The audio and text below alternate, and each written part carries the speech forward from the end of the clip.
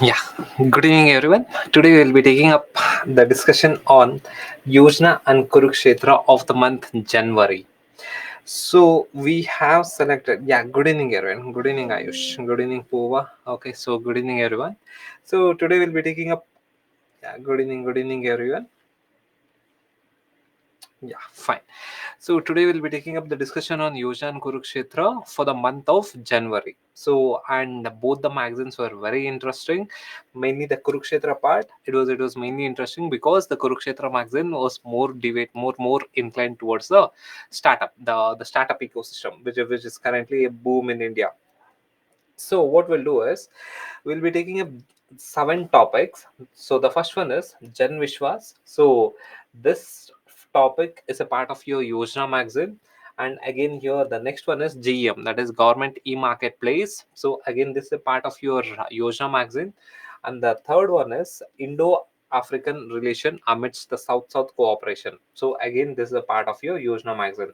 The first three article is a part of your Yojana magazine, and the last four, that is the fourth, fifth, sixth, and seventh, it's a part of your Kurukshetra magazine from the month of audio. Is it not clear? Am I audible? Audible? Please, let me know. Am I audible? Audible, right? Yeah. Afrin, it's audible. It's audible. I think there is some technical issue from your side, I guess. Okay, fine. Thank you, guys. Okay.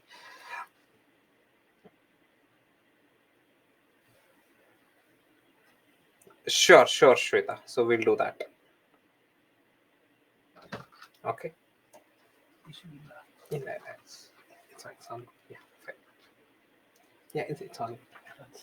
So yeah. So yeah, we'll be taking up with the first article, Jan Vishwas Amendment of the Provisions Act 2023, Conception and Development. So this act is a very crucial act. It is a step towards ease of doing business in India. So which is a main focus by the current government, that is ease of doing business. And now we'll see what are the nuances under this act. So this was the new act that was passed by the parliament, Jan Vishwas Act to 2023. So what is this act? See, basically, in Indian context, there are so many laws in India which are very old laws that have very rigorous punishments, very rigorous punishment in terms of jail term of say 3 months, 6 months, even 3 years.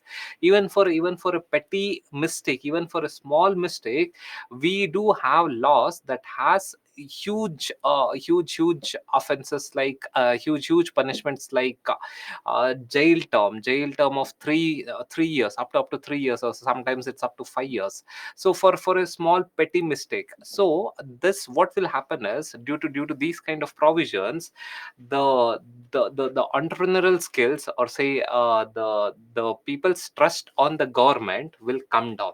The reason being that the government under this act can punish anyone up to 3 years. There are so many acts in India, there are so many laws in India which punishes people even for minor mistakes, even for small mistakes. The punishment can go up to 3 years of jail, or say 5 years of jail term. So as a reason, this this causes major issues in terms of ease of doing business.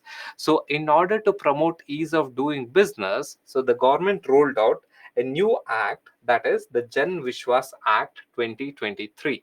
So what is there in this Jan Vishwas Act 2023? We'll go in brief. So what are the basics of this Jan Vishwas Act? So under this Jan Vishwas Act, it changes 183 rules in the 42 central laws, that is the union government laws, and that falls under the 19 government departments, that is various government departments, say even Ministry of Agriculture, Ministry of Commerce, Ministry of Civil Aviation. There are so many ministries. Under each ministries there are specific laws, and these specific laws has a very rigorous punishment in terms of jail terms, even for minor mistakes.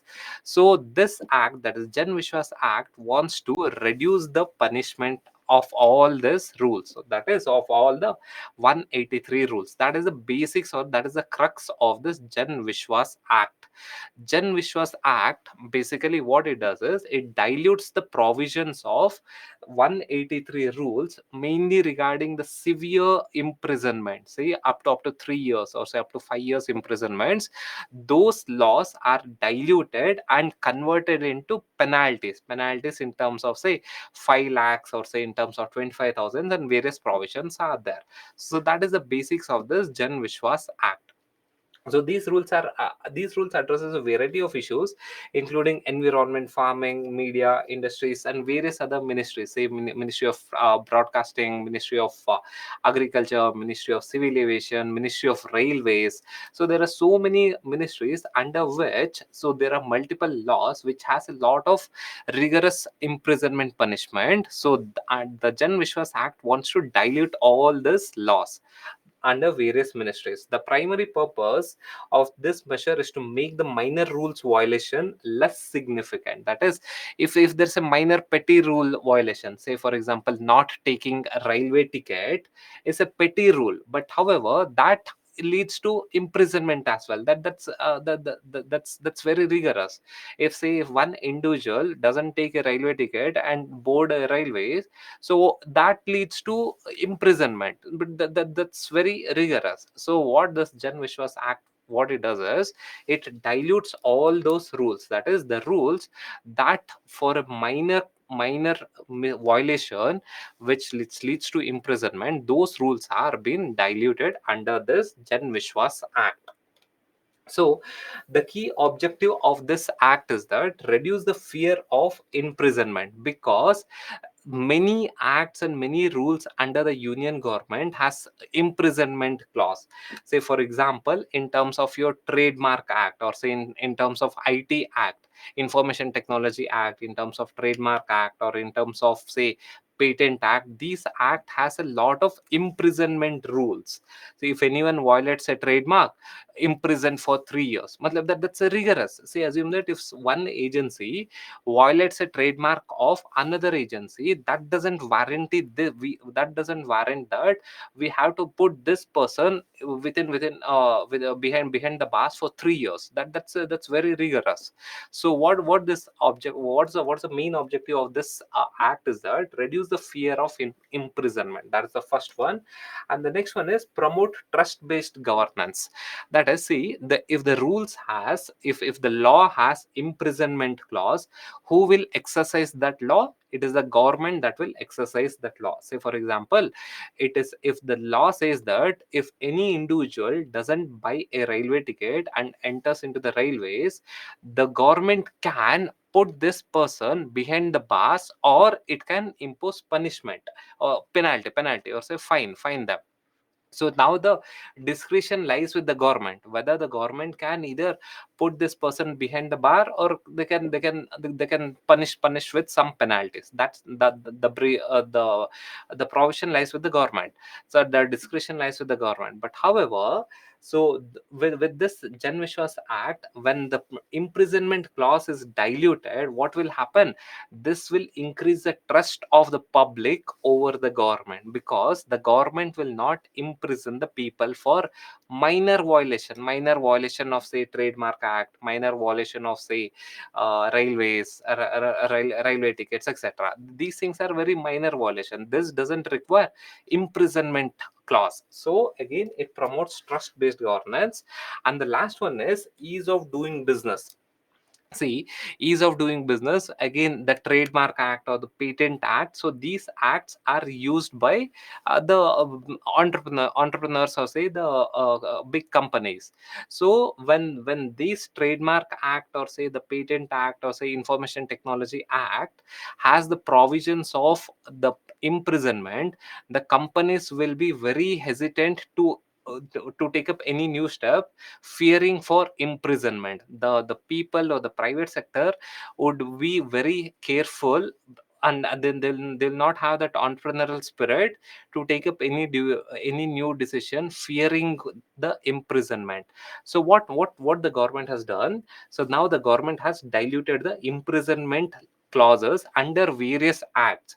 So what this will promote? This will promote ease of doing business. Now the companies and the private sectors will not be feared. There won't be any element of fear of imprisonment, because all the imprisonment clauses have been diluted. So these are the key objectives. Now let us see what are the key provisions under this act. The first important provision is decriminalization. So various acts has a provision of putting people behind the bars, that is putting people in the jail. That looks like a that's like a criminalization of even a minor mistake. Even if in a small petty mistake if someone does, if we put this person behind the bars, or if we put this person in the jail, it looks like a criminalization of even minor offense.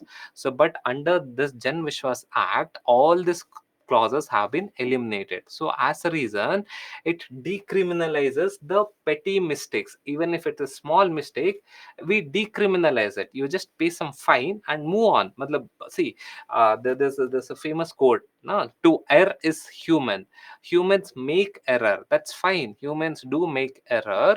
So that doesn't mean that for a small mistake you put a person in a jail. So that we do not want to criminalize thus minor mistakes. So again, the key provisions of this act is decriminalization of the minor mistake. Again, here don't get confused, it's only for minor flaws or say minor mistakes, not some major crime. The major crimes are like say corruption or say murder. These are major crimes, these are not being touched.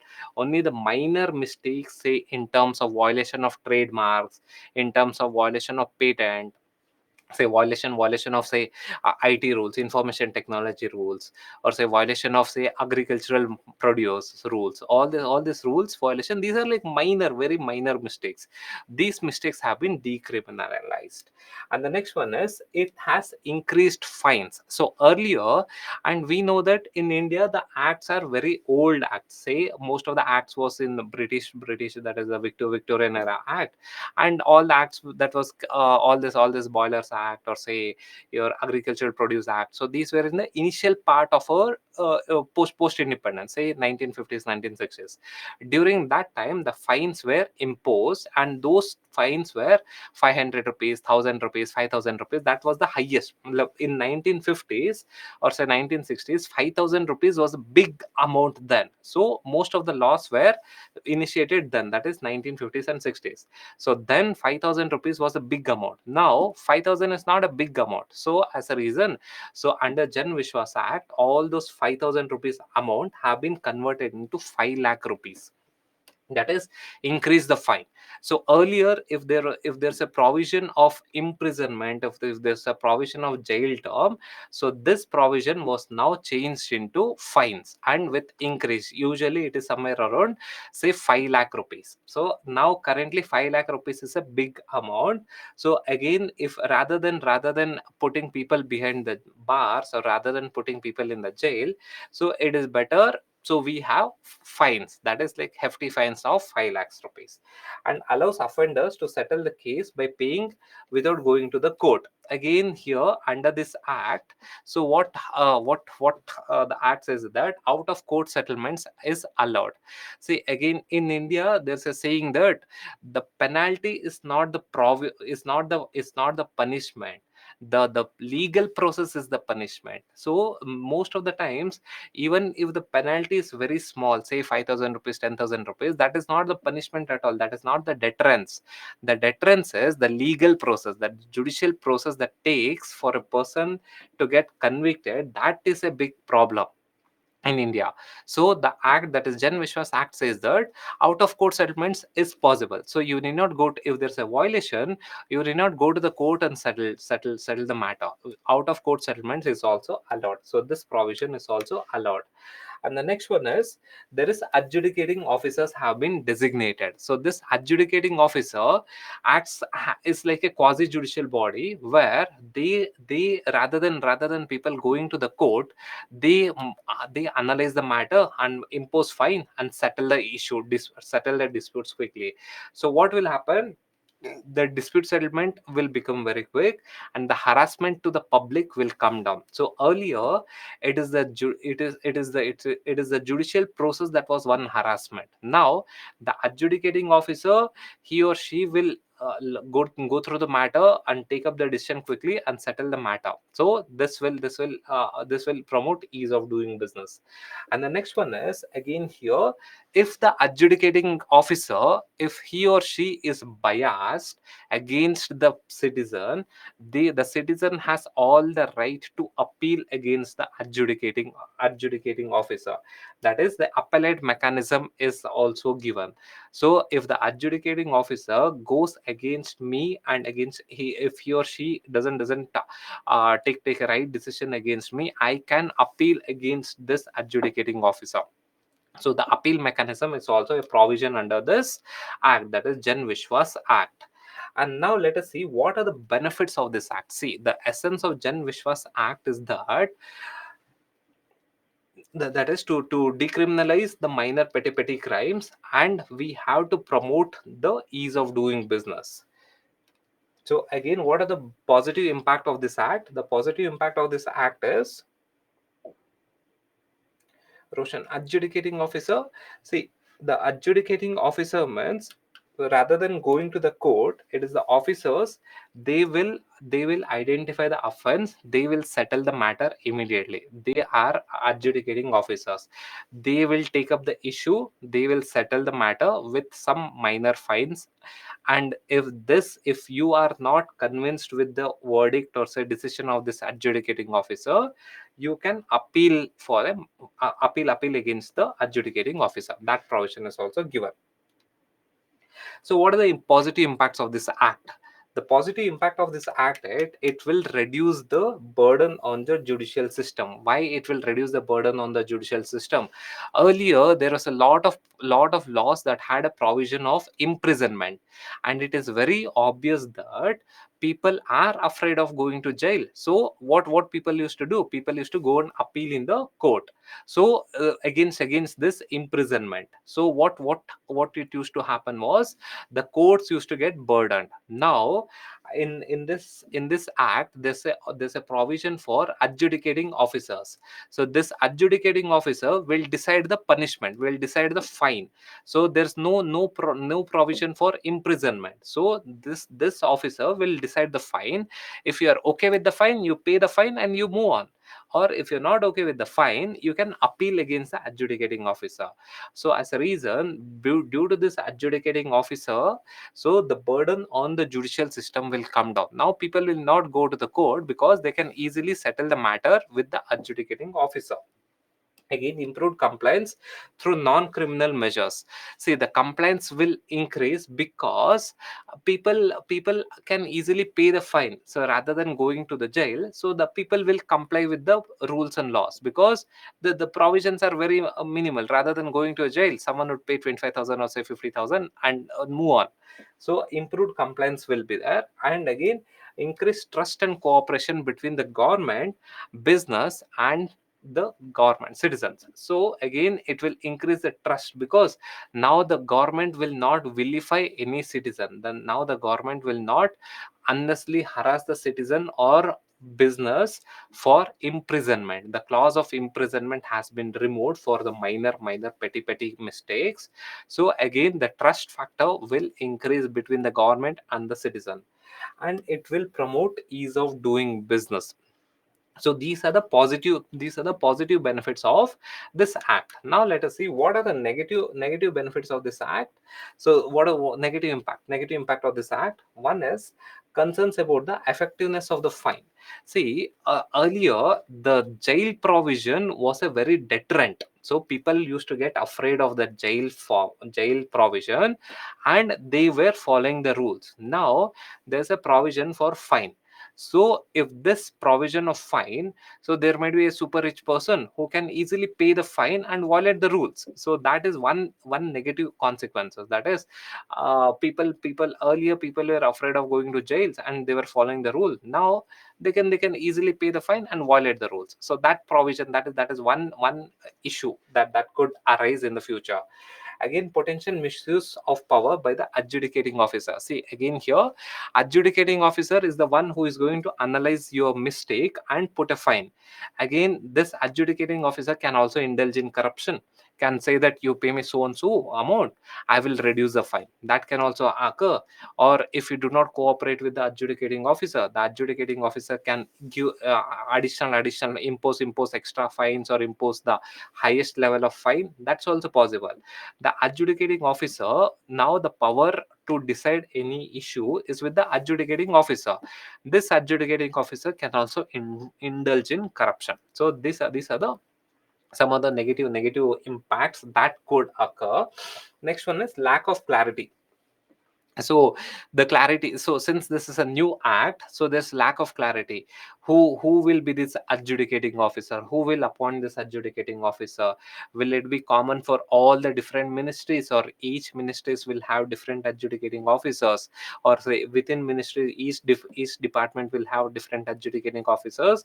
These rules are not yet clear. So now we should see what the government does. So these are the possible negative impacts that could occur because of this Jan Vishwas Act. Is it clear? Yeah. So kindly solve this.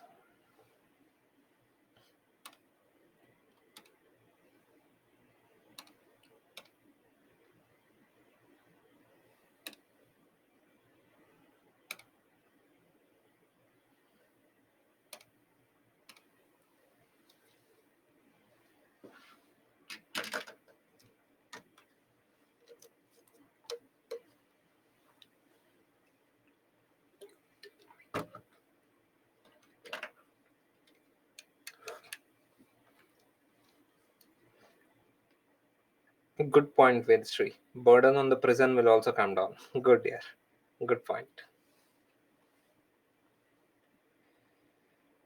Petty crime is a vague term. Yeah, yeah, good.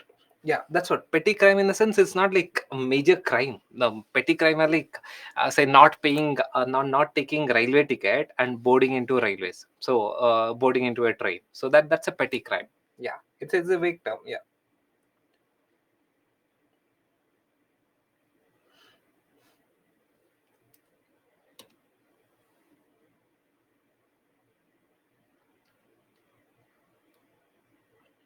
Okay. Yeah.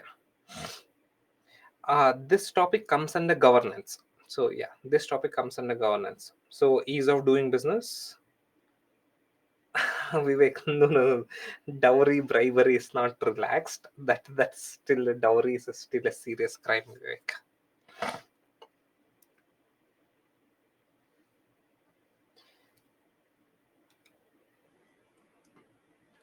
Okay. Yeah. So now we'll take up the next one.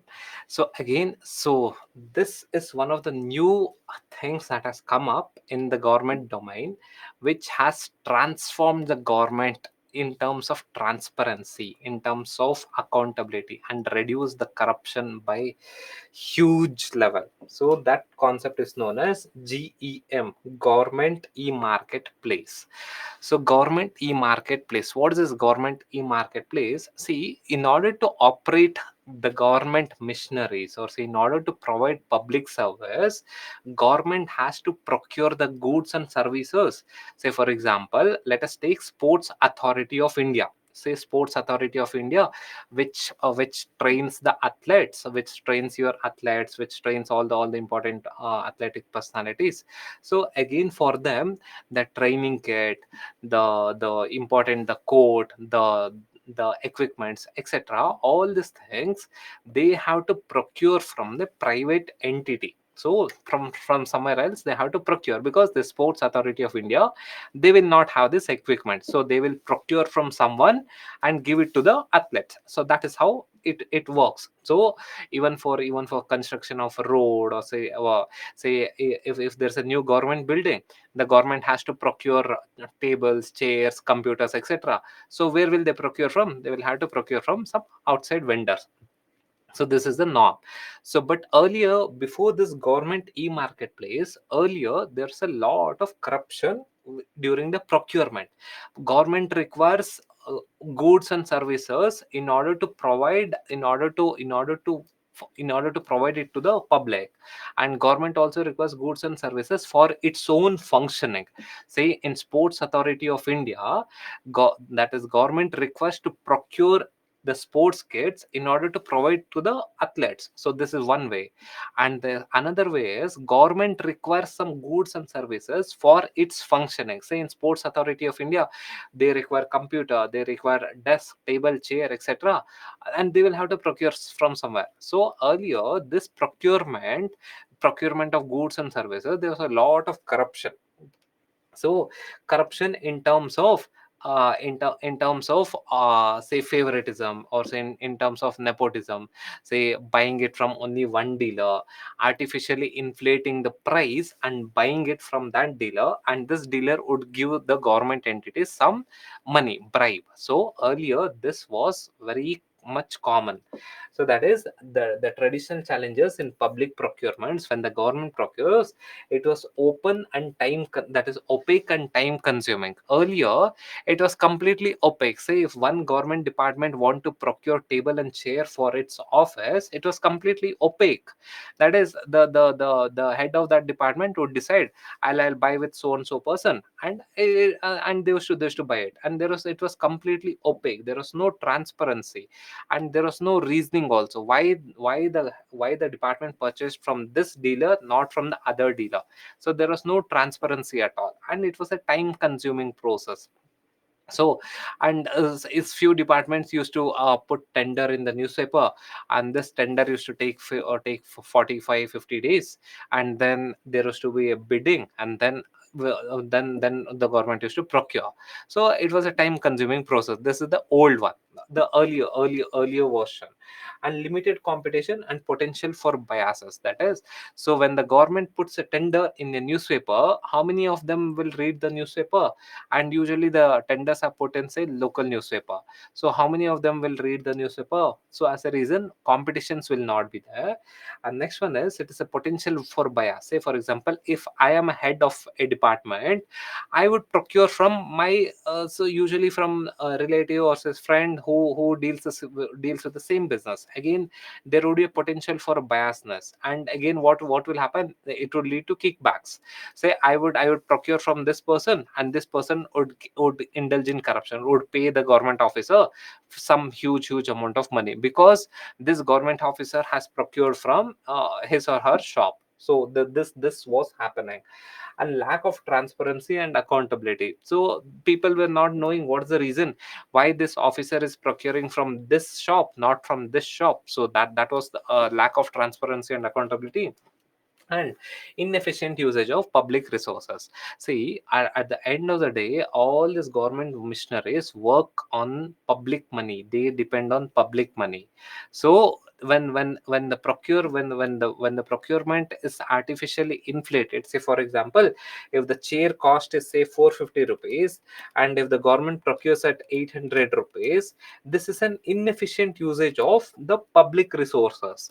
So in order to avoid all this, so what the government did, the government rolled out something called as GEM, that is Government E-Marketplace. So what is this Government E-Marketplace? It is a public platform, that is a e-market. It's something like your Amazon. It's something like Amazon or say Flipkart, where the private entities will list their products. The private entities will list their products, and the government will procure from from this place. So this is something like you Amazon or Flipkart, where the government can also put their request, saying that I want 100 chairs and 100 tables. So the government can put a request, and the private entity, all you can also participate, or say your family can also, anyone can participate. Anyone can participate, since it's a open platform. Anyone can participate. The government would say that, example, the government would say that for my department, I need 100 table, 100 chair. and they'll put it in this GEM portal. Now anyone can access and they can bid. Say one person would tell that I would provide the table and chair for 1,000 rupees.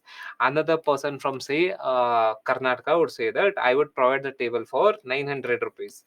Another person from say UP would say that I would provide the table and chair for 850 rupees. So what is happening across all the entire India can participate, and ultimately the government will be the beneficiary over here. See, the government spends the money that's a public money. So if rather than buying a table and chair for 1,000 rupees, if the government buys a table and chair for 850, it's a saving, right? So again, at the same time, there is no corruption over here. It's completely transparent. So completely transparent, this portal is completely transparent. And in some cases what will happen is the private entities will already list their products, saying that I have say we are a table and chair manufacturing company. If required, we will provide it. So it's something like it acts both ways. This GM portal, that is government e-market portal, so it e-marketplace acts like both ways. If government requires, I can place a request, or if private entity has already its inventory, it can put that. So the government can buy. It's something like your Amazon portal combined with government's request also. So this is the basics of this GEM, that is government e-marketplace. So what are the key features? So that is, one is e-bidding. So earlier earlier it's something like eBay. So eBay currently it's not there in India, but if you had seen eBay earlier version of eBay, where people can place a bid also. That is, if government wants 100 table and chair, we can place it, and all the people, all the public can can bid for that. So that is, e-bidding is allowed. And again, demand aggregators, that is combining similar requirement from different buyers for better deals. That is, if demand aggregators, that is the different buyers, say for example, ministry of civil aviation, ministry of sports, so or say sports authority of India, both of them wanted table and chair. Or say ministry of civil aviation and ministry of railways wanted table and chair. Say ministry of civil aviation wanted 100 table and chair, ministry of civil aviation wanted 100 table and chair, ministry of railways wanted 200 table and chair. Now these both ministries will come together and float a tender saying that we want 300 table and chair. So what will happen? It will aggregate the buyers. If they aggregate the buyers, the seller, what will happen? They will reduce, because they are selling in a bulk quantity. So that is also, that's also a provision. That is demand aggregators. That is, aggregators are also demand, that is aggregators, that is all the ministries can be aggregated, and they can purchase one. And GM operates, that is, this entire portal is operated by Ministry of Commerce and Industry. Please focus here. If whatever the procurement, say Ministry of Finance, or say Ministry of Railways, Ministry of Civil Aviation, if they want to procure anything, so they will have to inform to this Ministry of Commerce. Ministry of Commerce will put it in the website. So Ministry of Commerce is the one that is operating this GEM portal. It is a different ministries doesn't have different GEM portal. GEM portal is one website. This website is operated by Ministry of Commerce. If any ministries requires any procurement, they will inform this Ministry of Commerce. Ministry of Commerce will put it in the website. So this is the key features of this GEM portal. So again here, next one is, it will promote MSME participation in the sense micro, small, medium enterprises. So earlier, so the procurement was usually done from the major companies, the big industries. Now, since it is a public platform, since it is an online platform, even MSME can participate in this bidding process. Earlier, MSME was not able to participate because lack of awareness, or lack of reach. So now this GM portal, since it is online, even MSME, even the micro small scale industries can also participate in this GM portal. And the next one is there's a grievance redressal mechanism. So in grievance redressal mechanism, so if any MSME, or say if any seller feels that there is some corruption, or say some lack of payment, or say delayed payment, etc., they can raise a issue and government will resolve it. Ministry of Commerce will resolve those issues. So these are the features of the GEM. And the next most important feature is it's like your Amazon. So we can track the order. So if government puts one order, so when will the seller give the order, where is the order, where is it moving, etc., everything can be tracked by the government under this GEM portal. It's something like your Amazon. You place one order, so next day it is in some other city, and today it has arrived to your city, and say by afternoon, or say by 10 p.m. you will receive the parcel or something like that. So even in this portal, real time tracking is possible. So these are the features of this government marketplace, GEM. Now all the government procurements are done through GEM only. So most of the government procurements are done through GM, because one thing is it removes a lot of corruption. So earlier the procurement stage was very corrupt. So what was happening? So people used to buy goods from their relatives, or say their friends. And secondly, all the goods that was most of the goods that was procured was artificially inflated. Say for example, if the cost of table and chair is 1,000 rupees, they will artificially inflate, the seller would artificially inflate the price to say 1,500 rupees, and the seller would keep some money, and some money would be given to the government officer who is putting this order. So this was earlier version. Now under GM all these things have been removed. So now let us see the objectives of the main objectives of this GM portal. One is to increase transparency. That is the main reason. So if it is an online portal, it will increase the transparency, because everyone can see it, everyone can monitor it.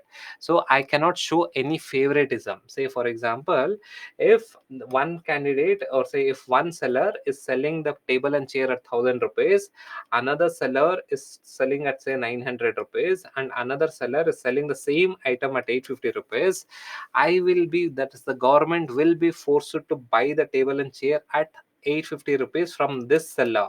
So there is completely transparent. So the government cannot purchase this table and chair at 1,000 rupees, because there is alternative offer at 850 rupees of the same quality. Again, the complete transparency, and again it will reduce the corruption.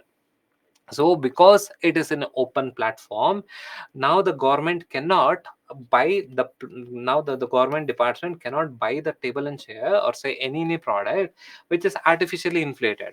And so earlier what was happening, so the prices used to be artificially inflated, so they used to quote at say 1,500 rupees and give kickbacks of say around 200-300 rupees of kickbacks, and this will also benefit the seller. So if the original cost would have been say 1,000, they will artificially inflate to 1,500 and give some kickbacks to the government officer. So this was happening, and this was a corruption. This was happening. So now under GEM, under government e-marketplace, all these things have been wiped out, or say have been removed. And the next one is it's going to promote competition. So again, since it's a open bidding place, it will promote competition. Say for example, if one seller wants to sell a table and chair at 1,000 rupees, another seller would bid at say 950, another seller would give at say 850. Say there would be one seller who would give the same product at 800. Again, it will promote competition in the market and expand the market access to MSME. That is, now even the MSME, even the small scale industries, or say micro, small and medium enterprises, they can also participate. Earlier it was only the large industries, because the large industries had contacts among the government officers. The small scale or say the small scale industries or say small enterprises, they did not have contacts, adequate contacts with the government officers, so they could not sell their goods to the government. Now since it's an open platform, everyone can participate over there, not just the person who has a lot of contacts in the government. So now everyone can participate in this process. Next one is simplify and expedite the procurement process. Now it's very simple. If a government department wants to buy 1,000 chair and table and chair, they'll just put it in the website and they'll buy it. This it's as simple as this. They'll have to just put it in the website. Some bidders would some sellers would put the price which is the lowest price and the best quality, they'll purchase it. So no hustles in this one. And the next one is it will increase the efficiency of public procurement. Because efficiency in the sense, see here, rather than spending 1,000 rupees, the government could procure the same product at 800 rupees. Again, it has increased the efficiency. Next, what are the benefits to the government? So this GEM has brought a lot of benefits to the government. The first benefit is it will reduce the procurement cost and time. So now earlier the procurement has to be put in the newspaper ads. So the newspaper ads was costly and it used to take a lot of time. Now it's in the government portal itself. They did not put in any other third party website. GEM is a government portal. They just need to put it in the government portal, government website, and the cost is virtually nothing. Because it's a government portal, no need of paying any extra cost. And the next one is improved quality of goods and services. Because there is a competition, because it is open and transparent, there won't be corruption. So as a reason, since there is a competition, people will start giving good products. Again, improved quality of goods and services. Next one is streamline and automated process. Streamline, now there's no corruption involved. If a government department wants say 100 table and chair, they just need to put it in the website, that's it. So it's very streamlined and automated process.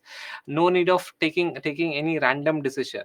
Whichever is the lowest bidding, highest quality, that table and chair would be selected, or say that product would be selected. And it's a data driven decision making. Data driven decision making is there is no biasness, there is no human intervention over here.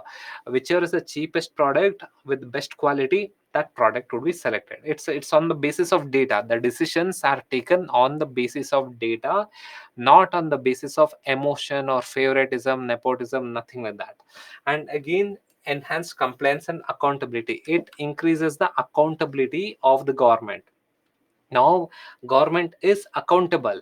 So because it's an open platform, the government cannot tell that, say, if there's a table and chair for 1,000 rupees, if one person is bidding at 1,000 rupees, another person is bidding the same table and chair for 850 rupees.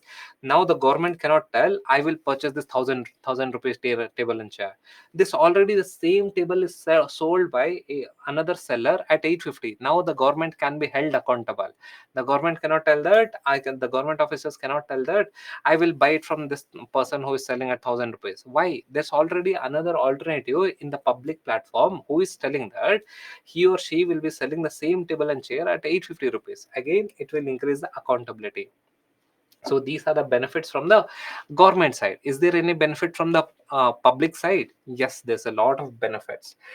The first one is for the seller, it will give a market access, wide market access. Earlier, in order to sell any goods and service to the government, there used to be a lot of corruption, a lot of connection was needed. That is, I know so and so officer, so the caste factor, your connections, your corruption, all these factors were very important earlier before this GM.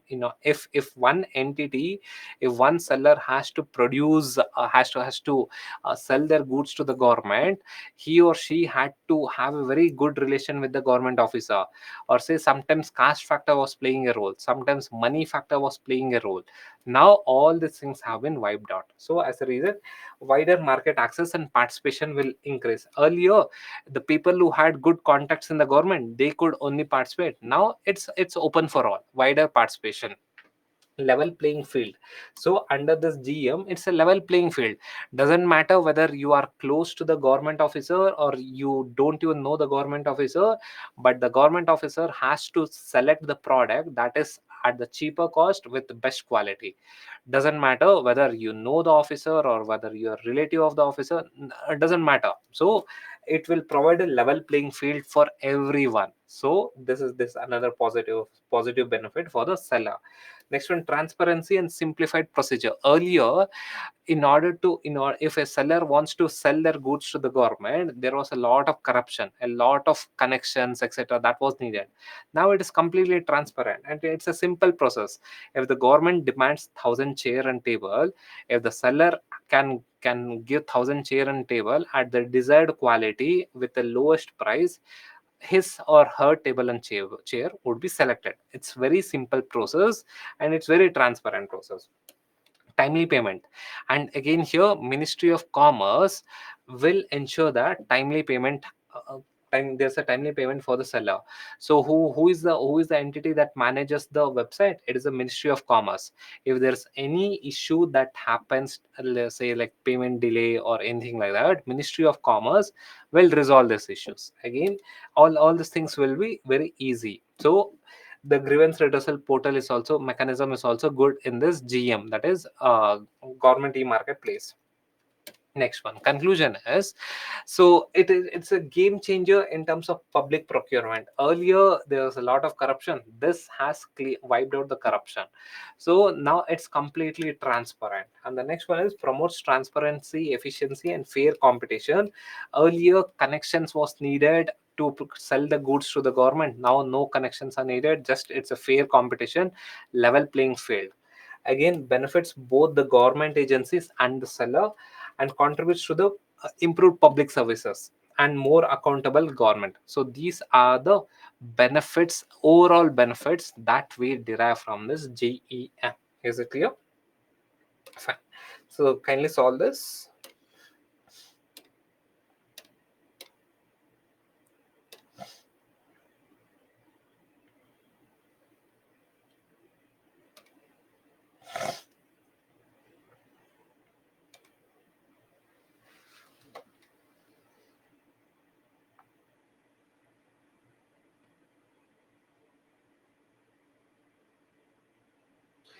Simon, the quality has to be same. Again, the government has to select the cheapest product with best quality. Both quality and price has to be considered.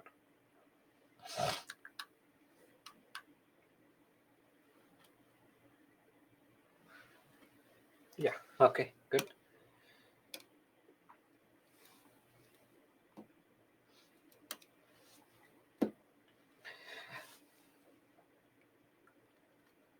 Okay. Now we'll take up the next article from Yojana magazine. Indo-African relation amidst the South-South cooperation. So, how is India-Africa relation emerging in the 21st century? And again, the article revolves around the development of India-Africa relationship in the 21st century amidst this South-South cooperation. So, what is the South-South cooperation? First, let us understand this South-South cooperation. What is South-South cooperation? So in international relation, there's a word that there's a word called as global south. Global south. So usually the line, so all the countries that are in the blue in color, so this one, the blue marked line, so this we call it as global south. And global south means, so these are the countries that are developing or least developed, LDC or developing countries. Global north means the developed world. So global north, global north means these are the developed world. The gray colored one, so that is the global north. So these countries are developed. Global south means these are the developing country, or say least developed country, or say underdeveloped country. Say for example developing country like say India, China, so these are the developing countries. And the least developed countries are say for example Sudan, or these are the least developed countries. So the combination of developed country and the combination of developing country and the least developed country, so this we call it as global south. Is this clear? Any doubt here? Global south means, so the combination of the developing country and the least developed country. So this is your global south. So again, so what is south south cooperation? So when there's a cooperation between us, when there's a very good relation between the countries of this global south, when one global south country interacts with another global south country, we call it a south south cooperation. So understand what is south south cooperation. And did you guys understand what is global south? Global south means all the underdeveloped or say developing countries are your global south. So again here, the coordination between these countries, we call it as south south cooperation. Is it here? Any doubt here? Okay, this is your south south cooperation. Now let us see what are the principles of this, what are the basic principles of this south south cooperation. Also, what is the driving factor behind the south south cooperation? When I tell south south cooperation, cooperation between these countries, that is cooperation between the countries, all these countries, say all these countries, when there's a cooperation between all these countries, say India and Brazil cooperation, or say India and South Africa cooperation, or say India and Mexico cooperation. So these are south-south cooperations. So what is the driving force? So what is the principle behind the south-south cooperation? Now let us see. The first important principle is that mutual respect and equality. So among the global south, that is among the developing country and the least developed country, no one wants to maintain the hegemony. In the sense, no one feels that I am the boss, I am superior, you have to accept my rulings. That concept is not there. So in the principle of south south cooperation, it is mutual respect and equality. That is both the countries among the south south, so each will respect the other country and have and treat the others equally. And again, they focus on self reliance. See, this global south, or say developing or say least developed country, usually they depend on the support of the developing or the developed world. The global south depends on the developed world for various aspects, say in terms of technology or say in terms of investment. In India, for investment, we depend a lot on US, Europe, and Middle East. So we depend a lot on US, Europe, and Middle East. So these are the global north. So for the basic principle of the south south cooperation is that we want to become self-reliant. That is, we should not depend on the global north. So this is another principle. And the next one is knowledge sharing. So knowledge sharing among the south countries, among the global south countries. So we should not depend on the on the global north, or say reduction in the dependence of global north.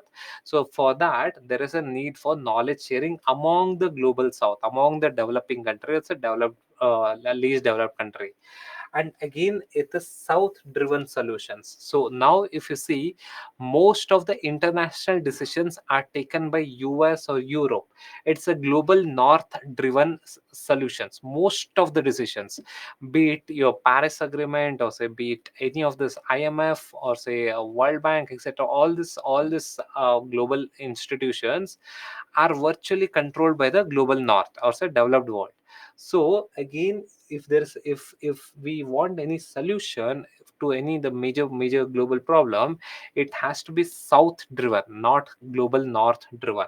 So these are the basic principles of south south cooperation. Is it clear? Now we'll go into the article in detail. So the article talks about the India Africa relation. So what is there in this India Africa relation? Let us see the historical perspective of India Africa relation. India Africa relation is not very new as such. Even during colonial times, even during British times, India and Africa were closely related, because the British had major control over Africa. So through that, we had interactions. That is, India was interacting with the African countries. It is not something very new. So we were interacting even during the colonial times. And the freedom struggle, that is Indian freedom struggle, almost overlapped with the African freedom struggle duration, that is the timings of Indian freedom struggle, almost overlapped with the African freedom struggle. And Indian freedom struggle had a major influence on the African freedom struggle. The biggest testimony is Nelson Mandela. So Nelson Mandela adhered, followed Gandhiji's path, and through that, South Africa got independence. So these are the historical ties through which India and Africa are related. And India actively supported the African decolonization movement and fight against apartheid. That is, when India became independent in 1947, India gave immense support to the African countries for their decolonization movement, for their freedom struggle. So these are the historical ties of India Africa. Now let us go to the present context. In the present context, what are the important pillars that is promoting the India Africa relationship? What are the important pillars? The first important pillar is political and strategic cooperation. So political and strategic cooperation in the sense at international level. So what is happening? So it is dominated by the global north. In international, all the political,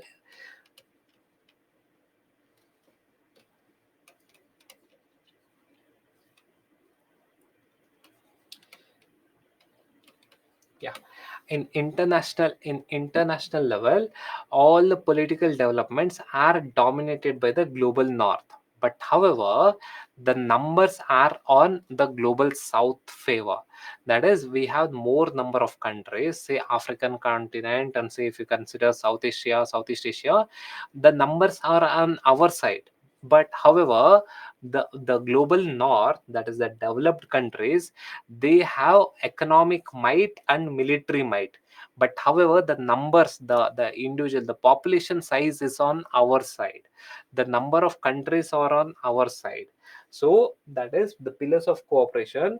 Political and strategic cooperation are needed at the international level, say in terms of UN reforms, or say in terms of getting loans from IMF or World Bank. So for all these things, we need this political and strategic cooperation between India and Africa. Even in G20, recent G20 meet. So what did India do? India pushed for the member that India pushed for Africa as a member of G20.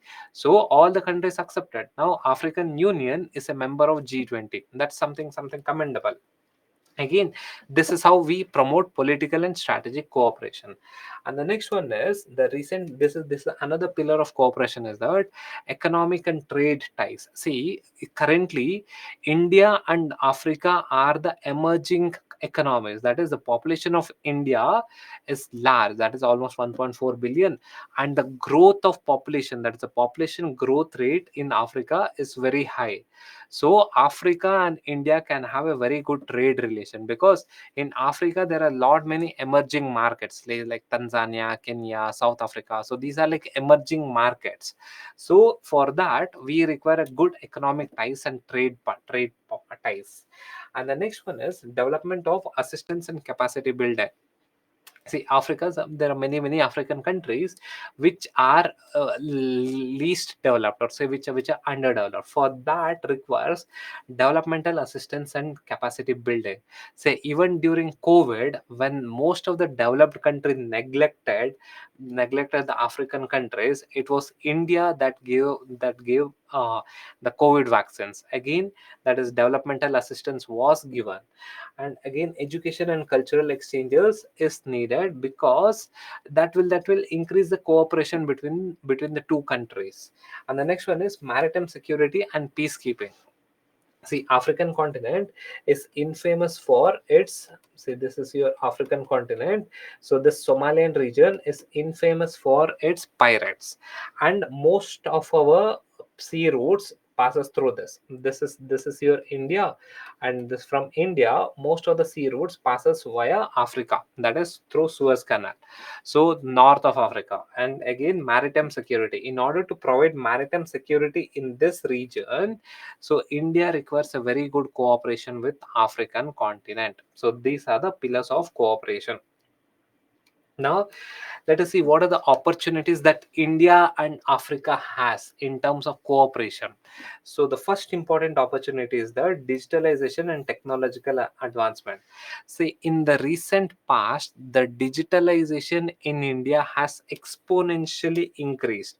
Say, be it in terms of financial, that is fintech, or say, be it in terms of edtech. So it has exponentially increased, but that is not the case with Africa. So we can collaborate with Africa in terms of digitization and technological advancements. So we can push our products in Africa, so that is possible. And again, Africa's demographic dividend. So as I told earlier, African population is booming, African population is increasing. There are a lot, there are a huge number of youths in Africa. If there are a huge number of youths, what does that mean? It means it's a big market, that is, people will consume more. So again, it's a big market, so India can send its goods and services to Africa. Again, these are the opportunities for India in terms of this Indo-African relationship. And the next one is expanding trade and investment partners. So again, we know that Africa is the emerging countries. Africa has a lot of emerging economies, and this huge market.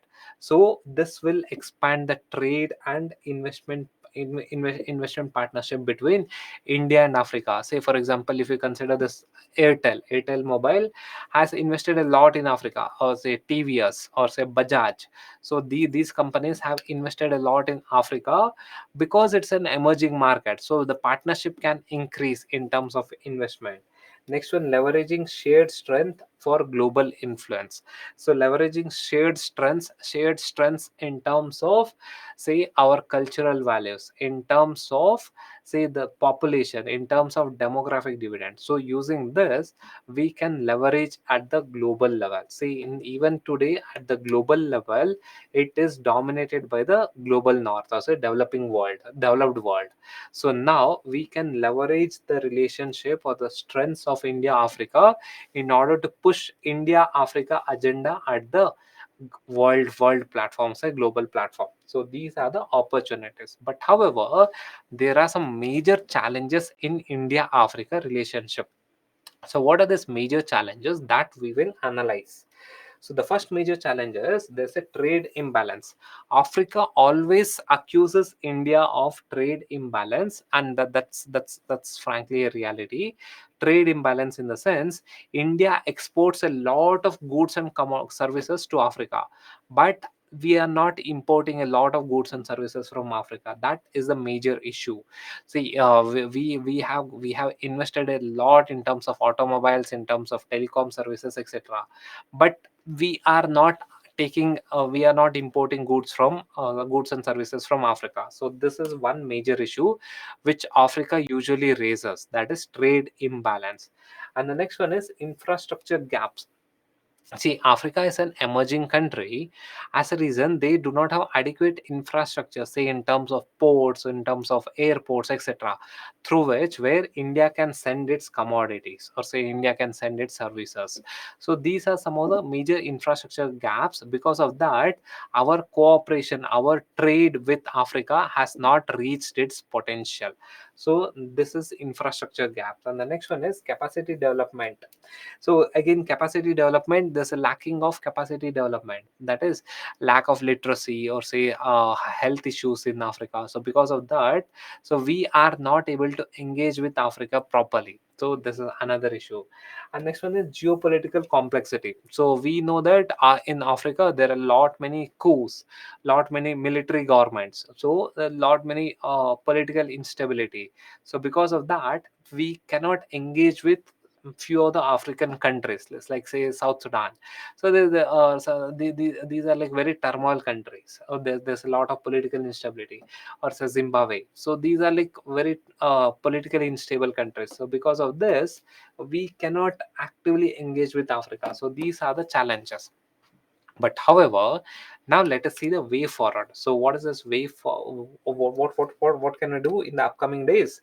So one is encouraging private sector participation. That is, we have to encourage the private sector participation. That is, private sector of India should go and invest in Africa, and private sector of Africa should come and invest in India. That is, private sector participation has to be promoted, focusing on innovation and technologies. That is, we can promote this joint research and joint research mechanisms. That is, both African countries and India can indulge in joint research and promoting the innovation and technologies, addressing climate change and sustainability challenges. Again, in the climate change, it is India and Africa, mainly not just India, that is South Asia, Southeast Asia, and African countries. These are the one that will be mainly affected.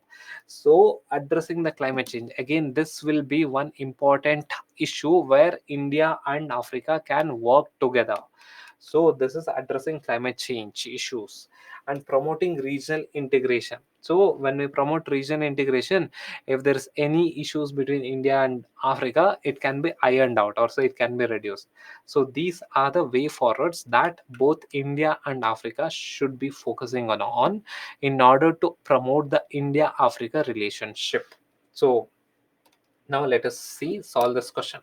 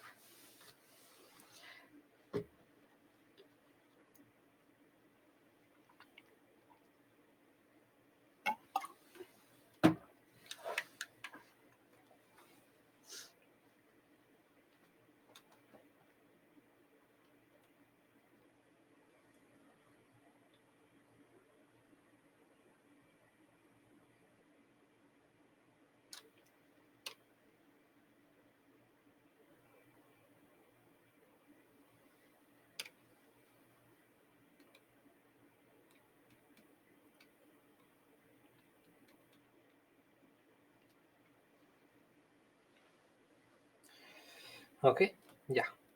So answer is C.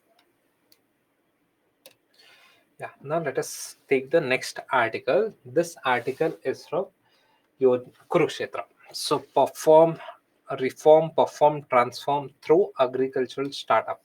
And we all know that Kurukshetra magazine deals with agricultural sector.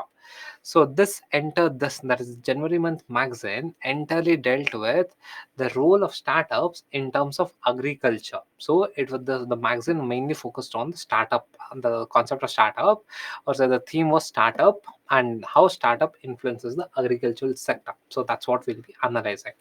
So reform, perform, transform the agriculture through agri startups. So that is a basic concept of this article. So now let us see the basics of agriculture. So in order to understand how startup can support agriculture, this article is all about how startup is going to support the agriculture. So if we have to see how startup is going to can support the agriculture, now we have to understand the basics of agriculture. So what are the basics of agriculture? Again, we all know that agriculture contributes to 18 percentage of India's GDP. It's very small in number, but however, if you further go in detail, 55 percentage of India's labor force is in agriculture. Even though agriculture contribution is very less, say if India gets say 100 rupees, 18 rupees comes from agriculture. But if India has 100 worker, of this 100 worker, 55 workers are into agricultural sector. So 55 percentage of the labor force depends on agricultural sector, and it contributes 18 percentage to India's GDP. Though though from number wise it's not very significant, but look at the participation, it's 55 percentage. And there are numerous challenges that are in the agricultural sector, say numerous challenges in terms of, say, crop failure, in terms of lack of availability of fertilizer, seeds, pesticides, etc., and monsoon failure. So this year we have El Nino, so this will affect the rainfall pattern. So it and lack of access to market. People will cultivate their crop, and when they are about to sell their goods, the prices crash down, or say they are not aware about the market rate.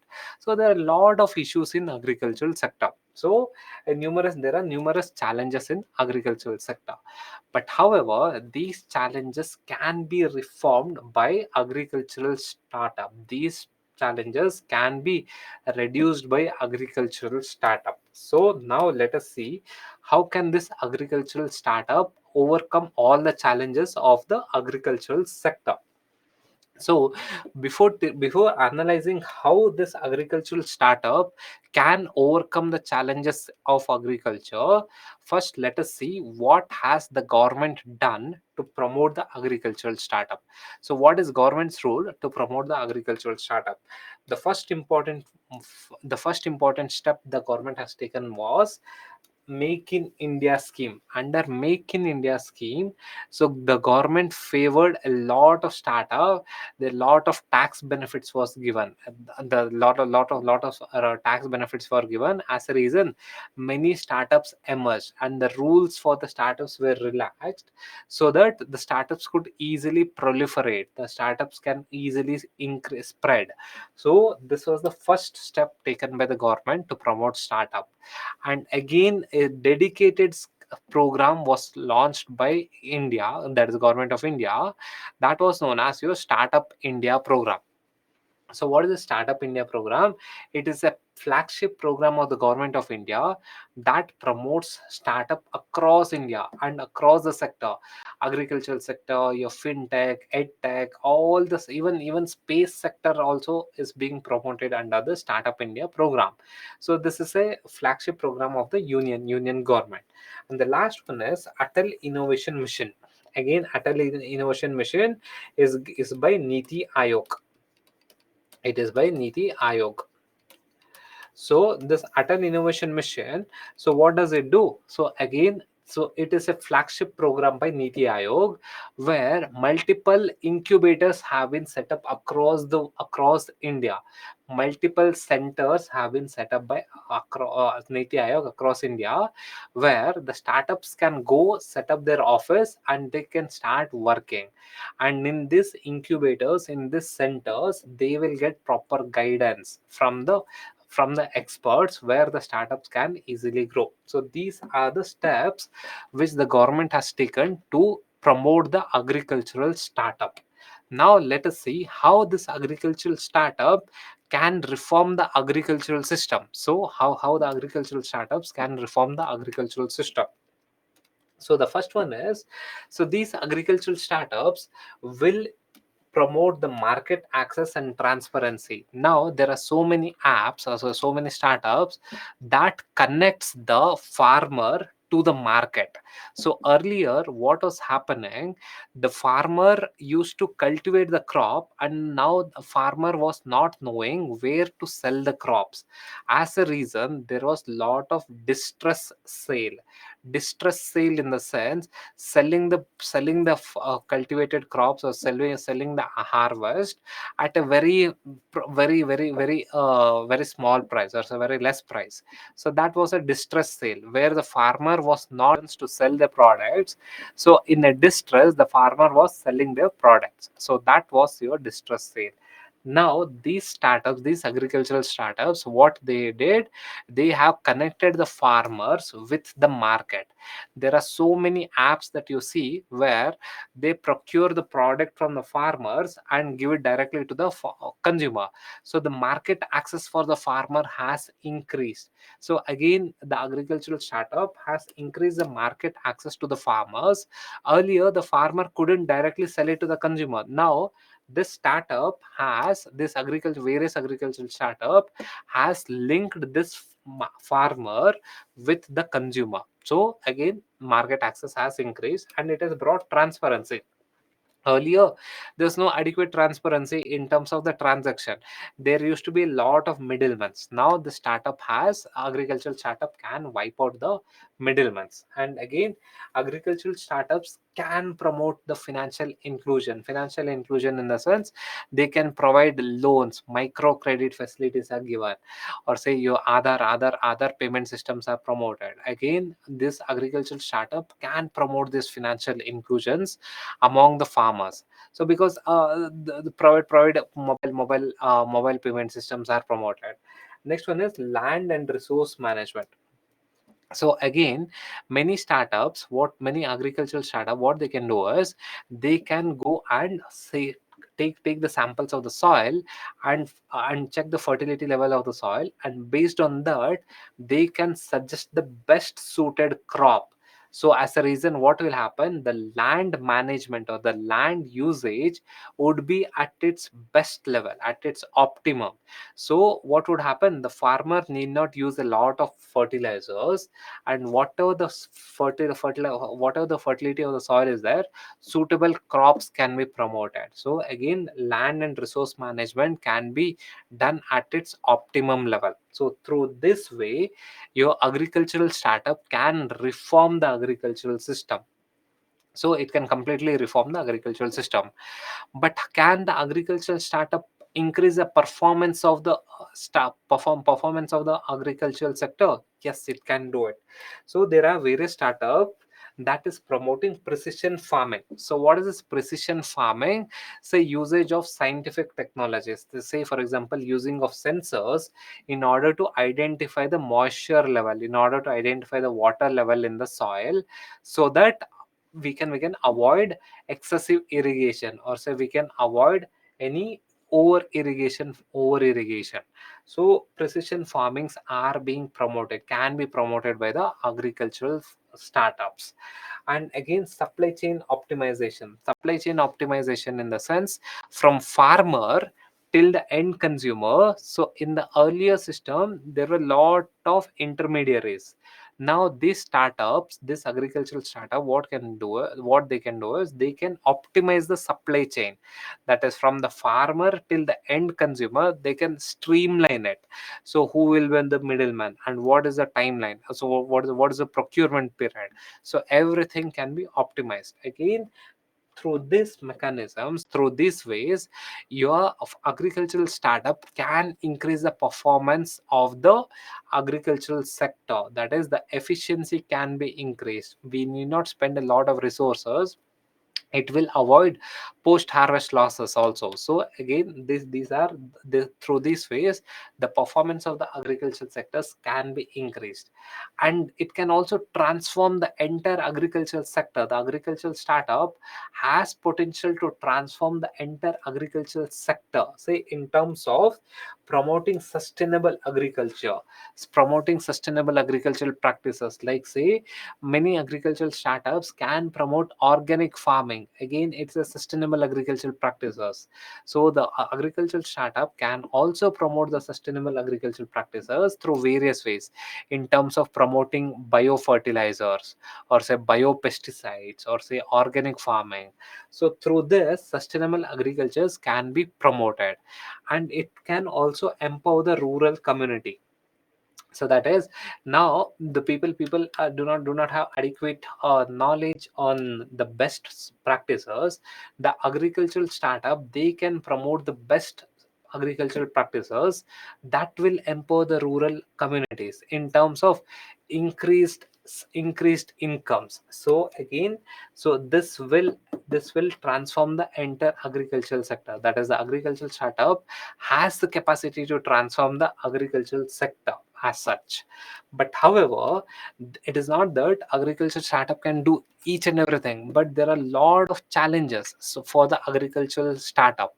So what are the challenges to the agricultural startup? The first important and the first or the most important challenge is digital divide. See, most of the startup in the present time are on the digital platform. So now if you see in the rural sector, in the agricultural area, people, not many people use smartphones or internet. So as a reason, there's a lot of digital divide. So because of that, the agricultural startups cannot proliferate into the rural sectors easily. The agricultural startups cannot provide adequate goods and services to the rural sectors easily because of digital divide. So this is one important issue or say challenges. And the next important challenges, infrastructure development. Assume that there's the people are highly educated and they use internet and they know how to use internet, but there is no adequate infrastructure in terms of in the internet services or say mobile networks or say in terms of the mobile devices in itself. The infrastructure development is not adequate in rural area for the agricultural startup to operate. If the agricultural startup has to operate, there has to be some basic infrastructure, say in terms of electricity, in terms of internet connection, etc. These basic infrastructures are missing in some of the rural areas or say in some of the agricultural areas. Next one is investment and funding. So agriculture, see, most of the startups they require a lot of funding, and because these are very new startups, in order to build a lot of capital expenditures are needed. So new equipments, new technology to pay to their employees, etc. A lot of investments are needed, but most of these agricultural startups they do not get adequate investment and funding. So these are the challenges to the agricultural startups to reform, transform, and perform the agricultural sector in India. So these are the broad challenges to it. Is it clear? Any doubt here?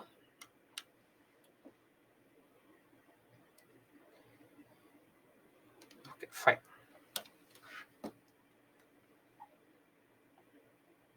Yes, Kirtana.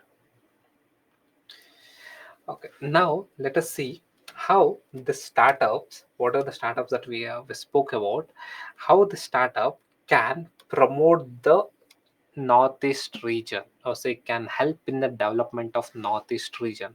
This was one of the beautiful article in this Kurukshetra, which and went into detail regarding how startups can promote the northeast region to northeast region in terms of various aspects, in terms of agriculture, in terms of tourism, in terms of international connectivity, etc. It was one of the beautiful article.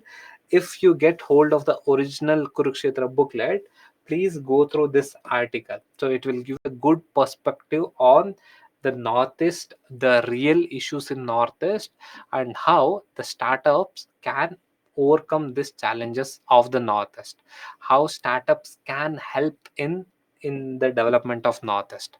So this is a good article. If you want, you can go purchase the Kurukshetra magazine, and at least this article go through it. It's very important, or say very important in the sense it is interesting. It will give a very good perspective on northeast or say issues in northeast, and how the startup can overcome these issues of northeast. So now let us see.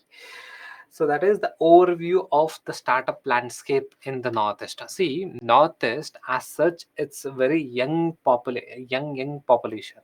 So Northeast, and it has a lot of natural resources, and it is highly diverse in terms of culture. It is young population, rich in terms of various resources, water resource, mines, minerals, various resources, natural resources, say in terms of timber, etc. And it has a diverse culture, because of the diversity in terms of tribes, it is one of the diverse regions in entire world. So again, it is one of the diverse cultures are found here, and it's a young population, mainly it's a highly young population. So this is the overview about your northeast. And startup, the startup ecosystem is in the nascent stage. It is not completely developed in northeast, it is emerging. say if you consider in Bangalore, or say in Mumbai, or say Delhi to some Noida to some extent, it has developed a lot. That is, the startup ecosystem has developed, and more or less it has matured. That is the startup ecosystem. But however, the startup ecosystem in Northeast is developing now. In the current times, it is developing. So it is not yet matured, so it is developing. So the article speaks about how this startup ecosystem can develop Northeast. So that's how that is the crux of this article. Now let us go in detail regarding this article, how to untap the potential, how to utilize the potential of Northeast. How can these startups utilize the potential of Northeast? So the first one is, so that is the untapped potential of Northeast. So that is, so Northeast has a lot of rich natural resources. Say in the Northeast, we know that uh, Brahmaputra river flows, so huge water resource. And we know that Northeast has a lot of fertile plains. That is, a Brahmaputra plain is completely fertile plain, and it has a lot of mines, minerals. Say in Meghalaya, we have big mines in Meghalayas. And again, your Northeast is rich in terms of various resources, natural resources, and there's a young and vibrant populations in Northeast. So Northeast, it's relatively young compared to your rest part of India, or say compared to your South India. Your Northeast India is relatively young population, and it is in a strategic location. And Northeast, it's in a strategic location in terms of international connectivity. If you see here, this is your Northeast, and this is your Southeast Asia. This part is your Southeast Asia. This is your Myanmar. Say if you go a bit away, this is your Thailand, and this entire region is your Southeast Asia. So if India has to connect with Southeast Asia, it is possible, it is easily possible via Northeast. Via Northeast, India can easily enter Southeast Asia. So these are like strategic significance of Northeast. So these are the potential of Northeast India.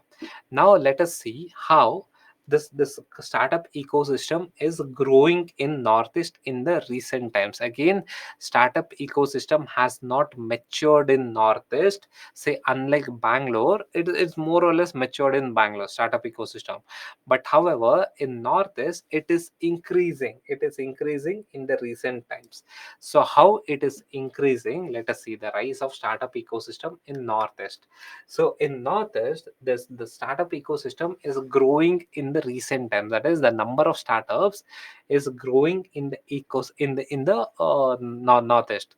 But the unique feature about the startup ecosystem in Northeast is that it is highly diverse. Say in Bangalore, if you Bangalore, or say Mumbai, if you consider, most of the startup are tech based in a sense, your Blinkit, Zomato. So these are the startup. Most of it is tech based, technology based.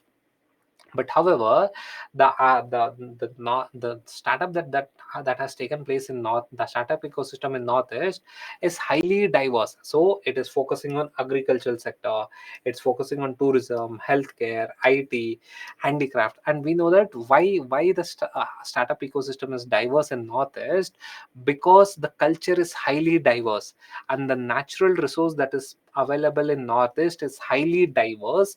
As a reason, the startup ecosystem is also highly diverse. So it is not just only IT sector oriented, or it's not just ed tech or say fintech. It's not just sector based, it's highly diverse in Northeast. And the next one is, government has initiated various mechanisms, or the various schemes that is promoting the startup ecosystem in Northeast. The first one is Startup India. So this is the flagship program of the government, so that promotes the startup culture, so startup companies.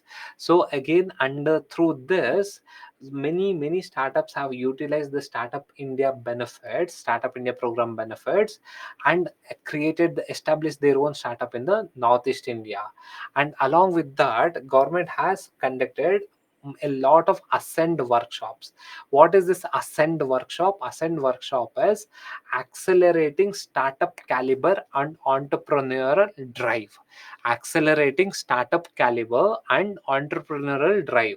So these are the workshops that is conducted by the government of India, which will support the startups, say in terms of creation of new work setup, or say in terms of raising funds, or say in terms of investments, etc., in terms of patent filing, etc.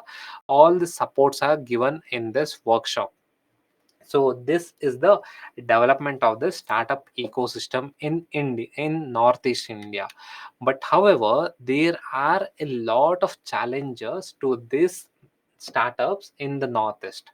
So what are the challenges to these startups in the Northeast? The first important challenge is lack of funding. So the say for example in say Bangalore, or say in any of the big metro cities like Bangalore, Delhi, Mumbai, here, the funding is not the main issue in the startup ecosystem, because because these regions have lot of angel investors, also VC, that are venture capitalists are located in this region. So funding is not a major issue. It is one of the issue, but not the major issue. But in Northeast, the main issue that the Northeast startups are facing is that lack limited access to funding. So because lack of funding, so many startups is not able to take up or say increase their potential. So that is one of the main issue, that is lack of funding. And it is not that government is not providing, government can do it, but government also has limitations. Government cannot give crores and crores of funding. Government can give grants, not funding. That is, government of India can give grants, few lakhs of grants are given to the startup, but however fundings cannot be given. Matlab, there are a lot of funding, lot of startups, or not all startups can be funded by government. Government can provide grants, but the fundings has to be given by angel investors and VC, venture capitalist. And this Northeast startup ecosystem doesn't have huge number of venture capitalists and angel investors. So as a reason, the big issue of funding among the Northeast startups. Next one is this lack of skilled manpower. See, these Northeast startups, they have got the technology, they have got the idea, they have got the technologies, but in order to execute this idea, in order to execute this technology, they require skilled manpower. So that isn't lacking, that is lacking in Northeast. So this is the main issue, that is skilled manpower is not available.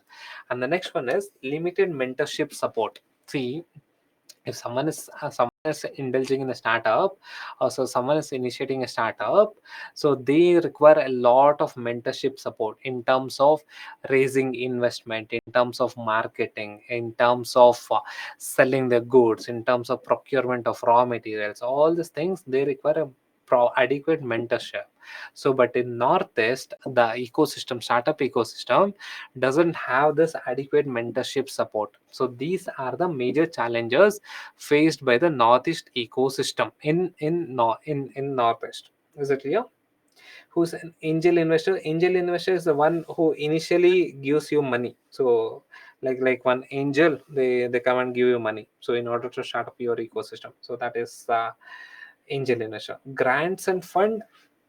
See, if I give you funding, I will take some equity. Say if you are the holder, your company has 100 percentage, I will give you 1 crore and take up some percentage, take up 20 percentage. So this is funding. Equity means grant means I'm just giving you grant. Government gives grants. Say if your startup idea is very good, government can give you 20 lakh or 30 lakh of grant. No expectation, you need not pay it back. Grant is like I'm giving you granting, I'm giving you some money. So that is grant. Is it clear? Okay, next one. So now what are the ways to overcome this challenges of the Northeast ecosystem, Northeast startup ecosystem? One is strengthening the startup ecosystem. So that is government has to provide continuous support to the startup ecosystem. See, wherever you see, it is always the government that initially supports a startup ecosystem, and eventually all this venture capitalist, all these angel investors start supporting the startup companies. So initially now there is some issues in terms of funding the eco startups in the northeast. So that doesn't mean that government should stop funding. So government should promote startups in the northeast. It will take some time, it will take few more years, where all the venture capitalists and all the important angel investors can start supporting the startups in the northeast. So that is one thing. And the next one is government should build adequate infrastructures, say in terms of roadways, in terms of internet, electricity, etc., so that it will facilitate the startups to operate efficiently. If the roads, if the electricity, if the internet, etc., all these facilities are not proper, the startups cannot operate efficiently. So again, the government should focus on building adequate infrastructure. And the next one is we need to showcase a lot of success story. That is, success builds another success. So whatever the startups that are successful in northeast, that has to be showcased adequately so that others get inspired by this startup.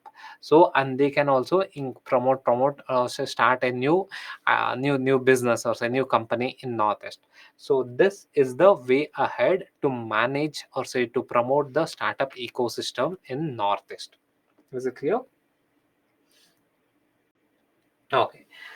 So another article was on women, that is women led startup. So how do we support the women led startup? So now we saw startup in northeast ecosystem. Now we'll see the startup in the startups that are led by women. So women led startup. So how do we support the women led startups in enter India? This is not just northeast, in enter India. How do we support a women led startup? So before going in detail regarding the article, we first let us understand some of the basics regarding the women led startup. Women led startup in the sense where the boss is a woman, or say where the startup has been initiated or say founded by a woman, that is called as women led startup. So if you see the numbers, it's a very pleasing. So the numbers are, say, in 2017 there are somewhere around 6,000 women led startup, and now it has increased to almost 80,000 startups in India. This is mainly the women led startups. And the share of venture capital, we see, is venture capital funding to women led startups has increased from 11 percentage to almost 20 percentage in 2022. So it's a very positive outcome. So but however, we have to provide additional supports to this women led startups, because this number is good, but this isn't sufficient. See, what is the population of India? So in anything, any country, so it has to be more or less 50 percentage, 50 percentage male, 50 percentage female. That's more or less more, it can be 47, 48, more or less 50-50, right? But however, if you see here, it's only 20 percentage. So the funding, so if the population is 50-50, the funding should also be 50-50, right? That will show that there is equality in terms of funding. Or say if there is, say, 1,000 startup by male led, there should be 1,000 startup by women led, so that will show equality. So this is the basics. The number are good, the number of women led startup is increasing, but this isn't sufficient. The reason being, there are a lot of challenges to the women led startup. The challenges are specific to women led startup. So due to various reasons, those reasons we'll analyze in detail. What are the challenges that this women led startups faces? The first one is access to funding. So access to funding is one of the main challenges to this women led startup. So due to lack of connections, lack of exposure, access to funding, and there's this patriarchal mindset in India. So because of that, the investors or the venture capitalists, they are inherently biased against women, that what women would do, or say this inherent bias, the patriarchal mindset. Because of that, women-led startup faces a lot of issues in terms of funding. So this is one issue, that is access to funding. And next one is lack of mentorship and network opportunities. So again here, there are a lot of startups that would get started in the rural areas. In rural areas, again, due to patriarchal society, patriarchal mindset, the women-led startups, these women are not given adequate permissions to go out and increase their networking. See, in a startup culture, it is always the network that will help in terms of marketing, that will help in terms of acquiring a lot of getting a lot of investment, that acquiring a lot of knowledge. It is always the networking in the startup. Networking is the most important factor. But in most cases, what happens, due to the patriarchal mindset, these women are not allowed to freely move in the society. They are not allowed to freely engage with other important players in the society. As a reason, they are not able to network properly. So because of that, there is lack of mentorship, lack of mentorship to this women led startup. Again, it's all because of the patriarchal construct of our society. And next one is societal bias and stereotypes. So if a woman works, if a woman starts a company, people would question about the capacity. People would feel that the women would take a decision on the basis of emotion and not a rational decision. Again, these are kind of stereotypes that are put over women-led startups. Because of that, women-led startups are facing a lot of issues, a lot of challenges. So this has to be addressed. See, women-led startup has to be promoted. It is good for the society. So, but however, these are the challenges that a women-led startups that we see. If you see the famous shows that is going on, like say Shark Tank India, if you see, how many women led startups do you get? It's very less in number. So the reason being, these are the challenges, that is due to the patriarchal mindset. The people don't get adequate exposure, very few in number. But even then, most of them are from the urban elite class, not many from rural India, that is rural women focuses on startups, or say has created a major startup. So these are the challenges mainly because of the patriarchal mindset. But however, in order to overcome this, so these challenges, government has taken some concrete actions to promote women led startup. So what are the actions that the government has taken? The first one is Mudra Yojana, and along with Mudra Yojana, so we have Mahila Udyam Yojana. So Mudra Yojana, as a Mudra scheme, is one of the important loan schemes where the women led startups can take loan up to 10 lakhs. Up to 10 lakhs, women can take loan, that is women led startups can take loan under Mudra Yojana. So again, it will provide capital to the women entrepreneurs. So they need not depend on someone else for funding. Here the government will give money up to 10 lakhs, the government will provide loan up to 10 lakhs, so under Mudra Yojana. Again, in stand up India, so this is again a dedicated scheme for mainly the women led startups. So in order to promote the women led startups, that is stand up India. So along with other vulnerable sections, this stand up India also focuses on the women led startups. So again, this is again government scheme.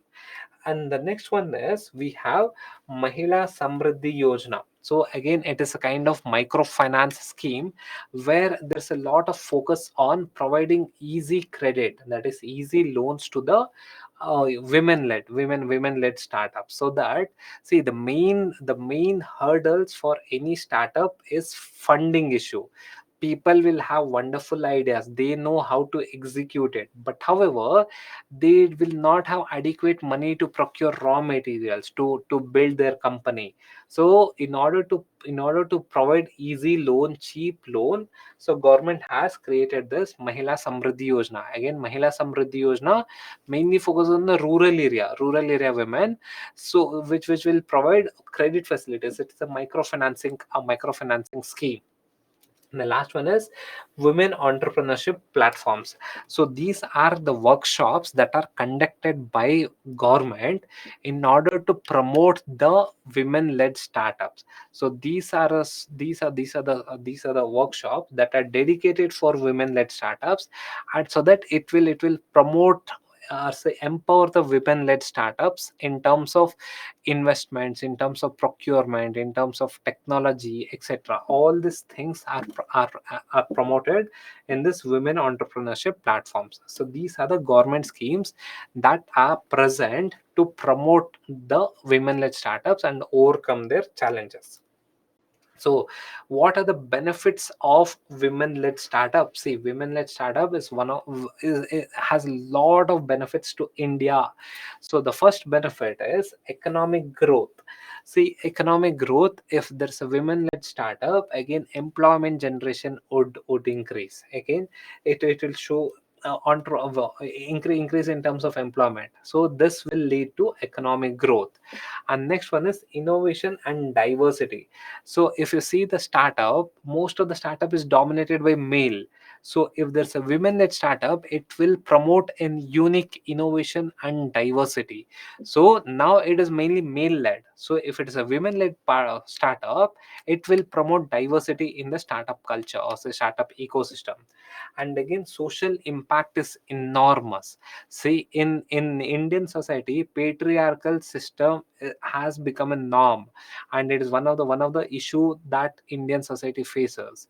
If women-led startups are promoted, it will empower the women economically. So as a reason, what will happen? It will have a lot of social impacts, positive impacts, that will it will empower the women, and it can help in smashing the patriarchy. So these are the social impacts or some benefits that we can derive out of a women-led startup. But how can we further promote the women-led startup? So for that, we need effective implementation of the government plan. That is, it's not just the government will roll out a huge number of plans. The government has to implement those plans that support the women-led startups. So it's not worth just rolling out new schemes or new plans. Government has to implement it, and there's a need for non-financial supports. See, if you had have seen all the government schemes, all most of the government scheme focuses on providing support, providing money, financial support, be it your Mudra Yojana and all the Stand Up India, and all the schemes provide loans, cheap loans, microfinance loans to the women-led startup. But that is one aspect. Definitely, providing credit is one aspect. But what about the other aspect in terms of procuring raw material, in terms of marketing, in terms of technology access? These things government is not focusing. So for that, so we have to, the for procurement, for raw materials, for marketing, government should also focus on these aspects, not just providing loans. Loan is very important thing, providing credit is one important thing, but however, even government should focus on other aspects, say in terms of technology upgrades, skilling, or say supporting entrepreneurs in terms of digital economy. All these factors has to be focused. So this is your way forward.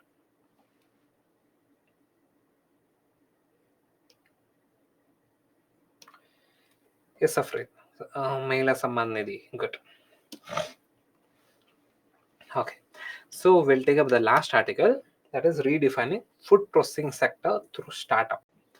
So again, food processing sector is a part of your GS3. So we'll be taking up this redefining food processing sector through startup. Yes, Chaitanya.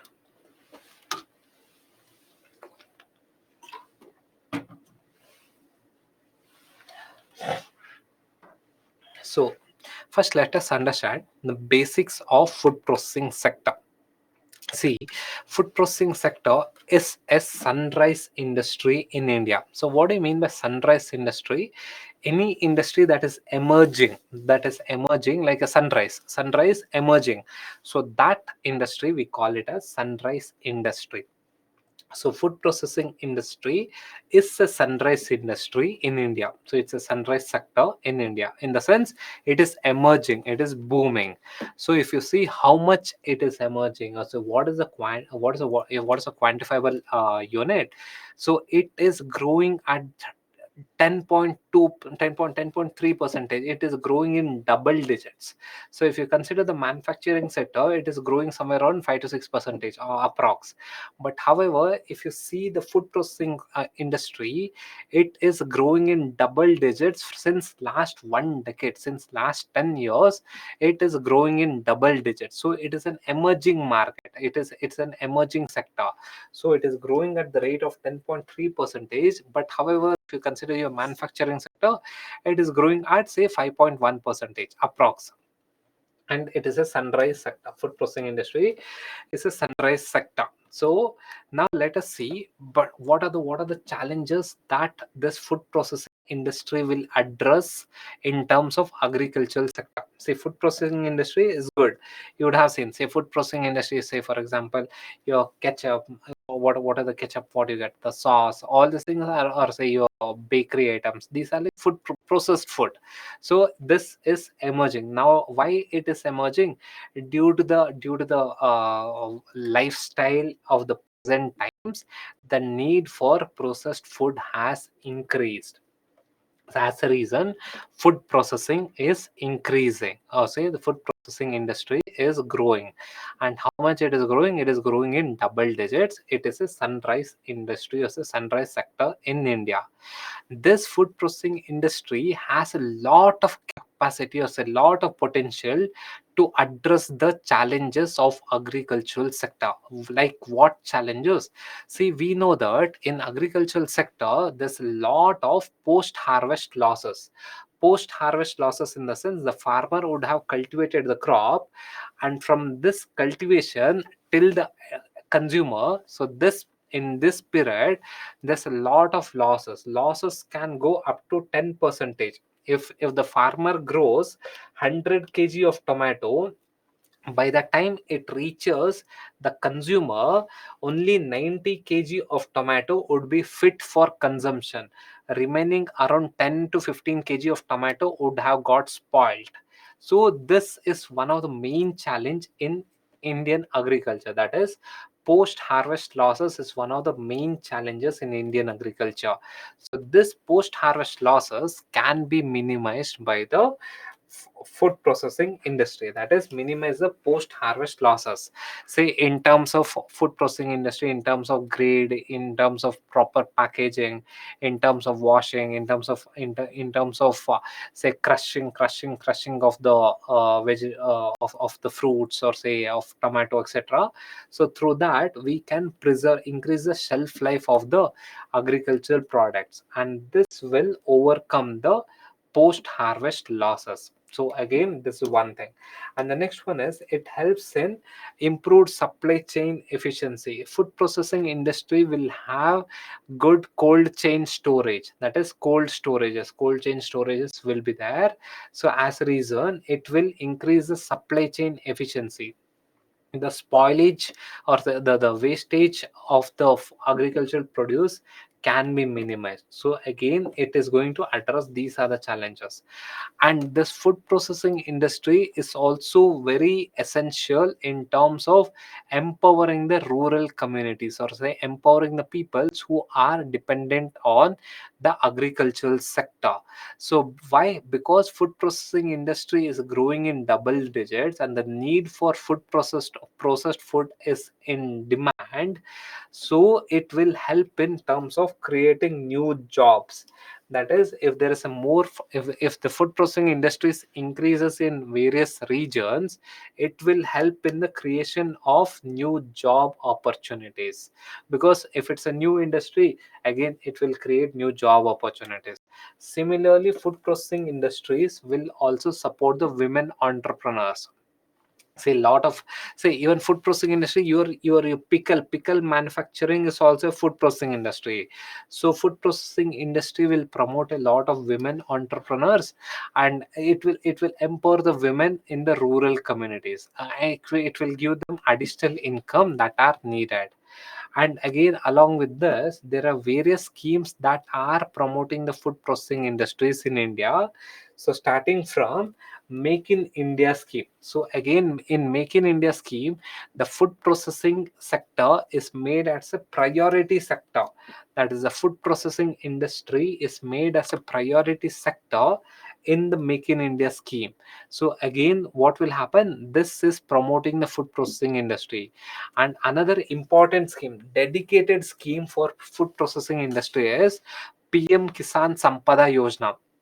So under PM Kisan Sampada Yojana, it is a union government project. It's a union government scheme which supports the food processing industry at a very micro level. It doesn't mean that it doesn't support the large scale industries. It also supports the large scale industries. But however, under PM Kisan Sampada Yojana, the micro in the sense, the small scale, very small scale food industry, say in terms of pickle manufacturing, or say pickle making, or say papad making. So these are again food processing industries. So the PM Kisan Sampada Yojana again mainly focuses on this micro food processing industries. So because it is going to empower the rural communities, the PM Kisan Sampada Yojana mainly focus. That doesn't mean that it will not support the small and medium. It will also support the small and medium, but mainly it focuses on the micro food processing industries. So like papad making, or say your pickle making. So these are like micro industries, food processing industries, and this will help in empowering the rural communities. Along with that, government agencies like APEDA, that is Agriculture and Processed Food Products Export Development Authority. This APEDA, what it does, it promotes or say subsidizes the processed foods and helps in exporting of the processed food. So this APEDA is a government agency. What it does is it subsidizes the industries that exports the processed food, and it promotes the food processing industries to export the processed food. So through which it will empower the communities, people indulging in this food processing industries. So these are the important government schemes that focuses on empowering the food processing industries that was given in the article. Now let us solve this question.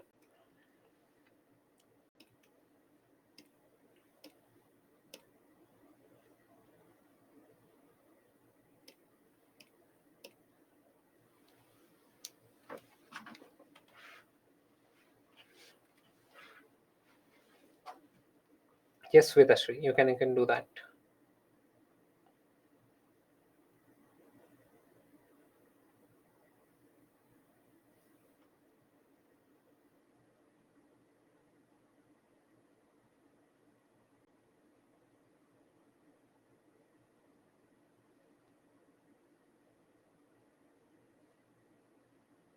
Yeah.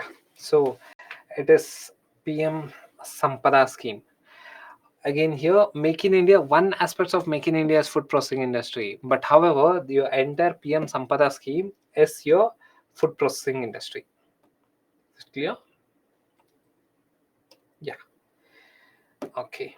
Yeah. Okay, guys. So then, thank you. So in the next class, we'll meet again. Thank you. Thank you. Thank you, everyone. Good night.